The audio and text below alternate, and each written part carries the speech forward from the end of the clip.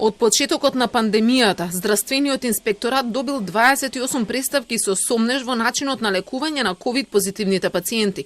За сите, веднаше постапено, инспекторите направиле вонредни надзори. И толку. Од инспекторатот велат дека за сите до Министерството за здравство иницирали и стручни надзори, но нивните ингеренции завршуваат тука.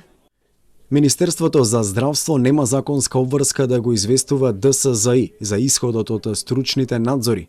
Инспекторатот нема ингеренции да ја цени стручната работа на докторите. Од Министерството за здравство велат дека лекарската комора го врши стручниот надзор и дека во постапка има неколку. Од лекарската комора не одговараат. Во обвинителството не можат да кажат дали има и кривични пријави за лекување од COVID-19. Од евиденцијата не се води на тој начин. Јавното обвинителство води електронска евиденција на предметите според лични податоци на пријавено лице. Од тие причини не сме во можност електронски да ги издвоиме предметите кои би се однесувале на евентуални кривични пријави поврзани со лекување од COVID-19.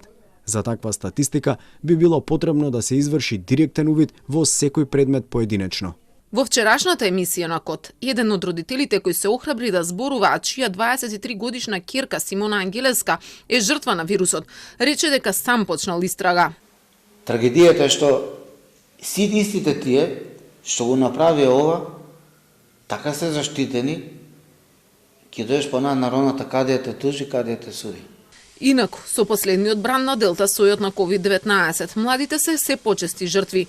Во септември на возраст од 40 до 49 години починале 34, 12 пациенти на возраст од 30 до 39 години, 5 мина биле на возраст од 20 до 29 години, еден пациент на 18 и едно 2 годишно дете.